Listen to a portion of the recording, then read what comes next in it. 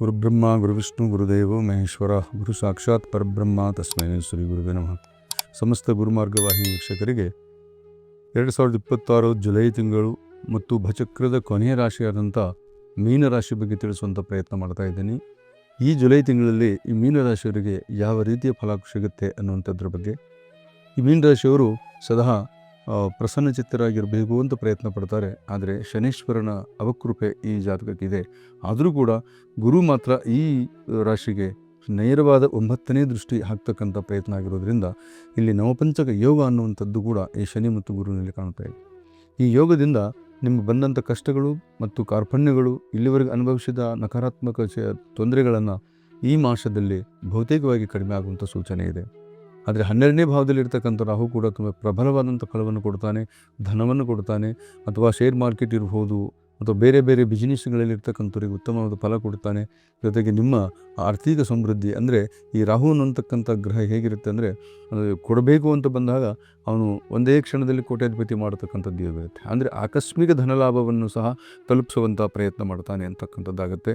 ಆದರೆ ಪಂಚಮದಲ್ಲಿರ್ತಕ್ಕಂಥ ಗುರು ಕೌಟುಂಬಿಕ ಪುಣ್ಯವನ್ನು, ಅಂದರೆ ನೀವು ಮಾಡಿದ ಪೂರ್ವ ಪುಣ್ಯವನ್ನು, ನಿಮಗೆ ಕರ್ಮ ಮತ್ತು ಧರ್ಮದ ಸಂಯೋಗ ನಿರ್ಮಾಣ ಆಗ್ತಾ ಇದೆ. ಅಂದರೆ ಶನೀಶ್ವರ ಕರ್ಮಾಧಿಪತಿ ಆಗಿದ್ದರೆ ಈ ಗುರು ಅಂತಕ್ಕಂಥವನು ಧರ್ಮಾಧಿಪತಿ ಅಂತ ಹೇಳ್ತೀವಿ. ಧರ್ಮ ಮತ್ತು ಕರ್ಮದ ಸಂಯೋಗ ಒಂದು ಕಡೆ ಆದಾಗ ಇಲ್ಲಿ ಸಮತೋಲನೆಯನ್ನು ಕಾಯ್ಕೊಂಡು ಹೋಗತಕ್ಕಂಥ ಯೋಗ ನಿಮ್ಮ ಜಾತಕಕ್ಕಿದೆ. 3ನೇ ಭಾವದಲ್ಲಿರ್ತಕ್ಕಂಥ ಕುಜ, ಅಣ್ಣ ತಮ್ಮಂದ್ರ ಜೊತೆ ವಾದ ಮಾಡೋಕ್ಕೆ ಹೋಗಬೇಡಿ. ಅಣ್ಣ ತಮ್ಮಂದ್ರ ಜೊತೆ ಯಾವುದೋ ಆಸ್ತಿಯ ಕಲಹ ಇದ್ದರೆ ಖಂಡಿತವಾಗಿ ಮುಂದೂಡಿರಿ. ಯಾಕಂದರೆ 3ನೇ ಭಾವದಲ್ಲಿರ್ತಕ್ಕಂಥ ಕುಜ ನಿಮ್ಮನ್ನು, ಯಾಕಂದ್ರೆ ಕುಜ ಅವನ ಕಾರಕತ್ವದಲ್ಲಿ ಇದ್ದಾನೆ ನಿಮ್ಮ ರಾಶಿಯಿಂದ. ಆದರೆ ಸ್ವಕಾರಕೆ ಭಾವನಾಶಕ ಅಂತ ಹೇಳ್ತೀವಿ. ಹೀಗಾಗಿ ತನ್ನ ಕಾರಕತ್ವದಲ್ಲಿದ್ದು ತಾನು ಭಾವವನ್ನೇ ತಾನು ನಾಶ ಮಾಡ್ತಾನೆ. ಇಲ್ಲಿ ಸೋಮಾರಿತನ ಬರುತ್ತೆ ಆ ಕಾರಕತ್ವಕ್ಕೆ. ಹಾಗಾಗಿರೋದ್ರಿಂದ ನಿಮ್ಮ ಮೇಲೆ ಷಡ್ಯಂತ್ರಗಳಾಗ್ಬೋದು, ಕುತಂತ್ರಗಳಾಗ್ಬೋದು, ನಿಮ್ಮ ಕುಟುಂಬದಲ್ಲಿ ತೊಂದರೆ ಆಗ್ಬೋದು. ಕುಜ ಭೂಮಿಕಾರಕನಾಗೋದ್ರ ಜೊತೆಗೆ ಅರ್ಥದ ಕಾರಕನೂ ಹೌದು. ಅಂದರೆ ಹೊಡೆದಾಟ ಬಡದಾಟ ಕೂಡ ಮಾಡುವಂಥ ಸಂದರ್ಭ ಬಂದ್ಬಿಡ್ಬೋದು. ಅದಕ್ಕೆ ಅವಕಾಶ ಕೊಡದಂತೆ ನೀವು ವರ್ತಿಸಬೇಕಾಗತ್ತೆ ಈ ಮಾಸದಲ್ಲಿ. ಹಾಗೆ ಚತುರ್ಥ ಭಾವದಲ್ಲಿರ್ತಕ್ಕಂಥ ಸೂರ್ಯ, 4ನೇ ಭಾವ ಮಾತೃಭಾವ, ಸುಖಭಾವ ಅಂತ ಹೇಳ್ತೀವಿ. ಆ ಭಾವದಲ್ಲಿರ್ತಕ್ಕಂಥ ಸೂರ್ಯ ನಿಮಗೆ ಯಾವುದೋ ಒಂದು ಪದವಿಯನ್ನು ಕೊಡ್ತಕ್ಕಂಥದ್ದು. ಅಂದರೆ ಈಗ ಒಂದು ಸರ್ಕಾರಿ ಕ್ಷೇತ್ರದಲ್ಲಿ ತಾವು ಇರ್ತೀರಾ ಅನ್ನೋದಾದರೆ ಆ ಕ್ಷೇತ್ರದಲ್ಲಿ ಬಡ್ತಿ ಸಿಗುವಂಥದ್ದು, ಅಂದರೆ ಪ್ರಮೋಷನ್ ಆಗುವಂಥ ಯೋಗ. ಮತ್ತು ಹಣಕಾಸಿನ ಕೊರತೆನೇ ನೀಗುವಂಥ ಯೋಗ. ಮಾನಸಿಕ ಒತ್ತಡವನ್ನು ಕಡಿಮೆ ಮಾಡುವಂಥದ್ದು. ಮನೆ ಕಟ್ಟಬೇಕು ಅಥವಾ ಸ್ಥಿರ ಆಸ್ತಿ, ಸ್ಥಿರ ಪ್ರಾಪರ್ಟಿ ಮಾಡಬೇಕು ಅನ್ನೋದಿದ್ದರೆ ಖಂಡಿತ ಅದರಲ್ಲಿ ಒಂದು ತಮ್ಮದೊಂದು ಯೋಜನೆಯನ್ನು ನೀವು ಫಂಡಮೆಂಟಲಾಗಿ ಹಾಕ್ಕೊಳ್ಳುವಂಥದ್ದು ಒಂದು ಅವಕಾಶ ಈ ಮಾಸದಲ್ಲಿ ಬರುತ್ತೆ. ಆದರೆ ಪಂಚಮದಲ್ಲಿ ಗುರು ನಿಮ್ಮ ಪೂರ್ವ ಪುಣ್ಯವನ್ನು ಹೆಚ್ಚಿನ ರೀತಿಯಲ್ಲಿ ಪ್ರಗತಿ ಮಾಡ್ತಾ ಇದ್ದಾನೆ. ಆರೋಗ್ಯದಲ್ಲಿ ತೊಂದರೆ ಕೊಡುವವನೇ ಶುಕ್ರ ಮತ್ತು ಕೇತು ನಿಮಗೆ. ಈ ಶುಕ್ರ 6ನೇ ಭಾವದಲ್ಲಿದ್ದಾಗ ನಿಮಗೆ ಈ ಸ್ತ್ರೀ ದೋಷಗಳು ಪ್ರಾಪ್ತಿಯಾಗ್ತವೆ. ಸ್ತ್ರೀ ದೋಷ ಮತ್ತು ಸ್ತ್ರೀಯಿಂದ ಯಾವತ್ತಾದರೂ ಧನ ತೊಗೊಂಡಿದ್ದರೆ, ಹಣವನ್ನು ತೊಗೊಂಡಿದ್ದರೆ ಅದು ನಿಮಗೆ ಶಾಪವಾಗಿ ಪರಿವರ್ತನೆ ಆಗುತ್ತೆ. ಅದಕ್ಕೆ ಸ್ತ್ರೀ ಧನ ಶಾಪ ಅಂತ ಹೇಳ್ತೀವಿ. ಅಷ್ಟು ಪ್ರಕಾರದ ಸ್ತ್ರೀ ದೋಷಗಳಿರ್ತವೆ. ಹಾಗಾಗಿ ಇಲ್ಲಿ ಸ್ತ್ರೀಯಿಂದ ಪಡೆದಂಥ ಧನ, ಆ ಧನದಿಂದ ಬರ್ತಕ್ಕಂಥ ದೋಷಗಳು, ಅದಕ್ಕೆ ಸ್ತ್ರೀ ಧನ ದೋಷ ಅಂತಕ್ಕಂಥದ್ದು ಕಾಣ್ತಾ ಇದೆ. ಇಲ್ಲಿ ಕೇತು ಇರೋದರಿಂದ ಯಾರ್ದಾದರೂ ನೀವು ಬಂಗಾರವನ್ನು ಕದ್ದಿದ್ದರೆ ಅಥವಾ ತೊಗೊಂಡಿದ್ದರೆ ಅಥವಾ ಯಾವುದು ಸಿಕ್ಕಿದ್ದರೆ ಖಂಡಿತವಾಗಿ ಅದನ್ನು ನಿಮಗೆ ನಷ್ಟವನ್ನು ಕೊಡ್ತಕ್ಕಂಥ ಯೋಗ ಇದೆ. ಅಂದರೆ ಸುವರ್ಣ ದೋಷ ಅಂತಕ್ಕಂಥದ್ದು ಕೂಡ ಆಗುತ್ತೆ. ಹಾಗಾಗಿ ಹೆಚ್ಚು ಸ್ತ್ರೀ ಇಷ್ಟಪಡುವಂಥದ್ದು ಸುವರ್ಣ ಮತ್ತು ಸೌಂದರ್ಯ ಅಂತ ಹೇಳ್ತೀವಿ. ಹಾಗಾಗಿ ಈ ಸುವರ್ಣ ಸ್ತ್ರೀಗೆ ಸಂಬಂಧಪಟ್ಟಿದ್ದಾಗಿರೋದ್ರಿಂದ ಹೆಚ್ಚಾಗಿ ಆ ದೋಷವನ್ನು ನೀವು ಪಡ್ಕೊಳ್ಳುವಂಥದ್ದಾಗುತ್ತೆ. ಮತ್ತು ಇಲ್ಲಿ ನಿಮಗೆ ಈ ಸ್ಕಿನ್ ಸಂಬಂಧಪಟ್ಟಂಥ ವಿಕಾರ ಕಾಣುತ್ತೆ.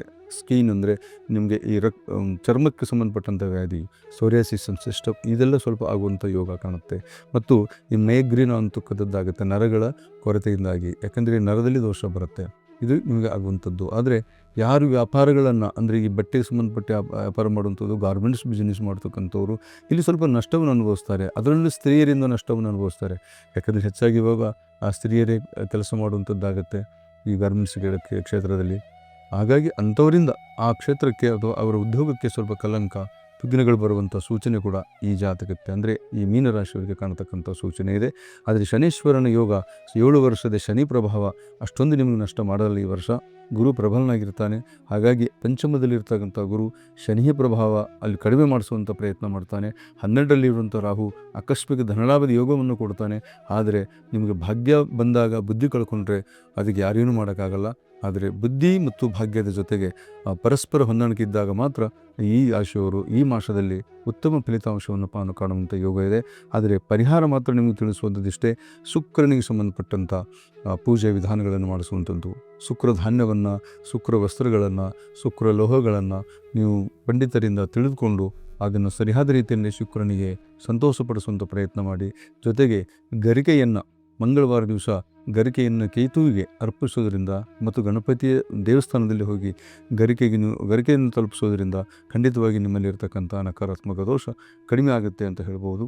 ಮತ್ತು ಮೀನ ರಾಶಿಯವರು ಯಾವತ್ತೂ ನಿಮ್ಮಲ್ಲಿ ಒಂದು ದೃಢತ್ವ ಇದೆ, ಆದರೆ ಆ ದೃಢತ್ವವನ್ನು ಅಲುಗಾಡಿಸುವಂಥ ಕೆಲವು ನಕಾರಾತ್ಮಕ ಯೋಜನೆಗಳು ಜನರಿಂದನೂ ಆಗ್ಬೋದು, ಅಥವಾ ನಿಮ್ಮ ಒಡ ಹುಟ್ಟಿದವರಿಂದ ಆಗ್ಬೋದು, ಬಂಧುಗಳಿಂದ ಆಗುತ್ತೆ. ಆದರೆ ಅಂಥ ಒಂದು ಸಂದರ್ಭವನ್ನು ನೀವು ಕಡಿಮೆಗೊಳಿಸುವಂಥ ಪ್ರಯತ್ನಕ್ಕೆ ಶುಕ್ರ ಶಾಂತಿ, ಶುಕ್ರನಿಗೆ ಸಂಬಂಧಪಟ್ಟಂಥ ದೋಷವನ್ನು ನಿವಾರಣೆ ಮಾಡ್ಕೊಳ್ಳಿ. ಹಾಗೆ ಗಣಪತಿಗೆ ಗರಿಕೆ ಪತ್ರಿಯನ್ನು ಅರ್ಪಿಸೋದ್ರಿಂದ ಕೂಡ ನಿಮಗೆ ದೋಷಗಳಿಂದ ಮುಕ್ತರಾಗ್ತೀರಿ ಅಂತ ಹೇಳ್ತಾ ಮೀನರಾಶಿ ಭವಿಷ್ಯ ಮುಗಿಸ್ತಾ ಇದ್ದೀನಿ. ನಮಸ್ಕಾರ.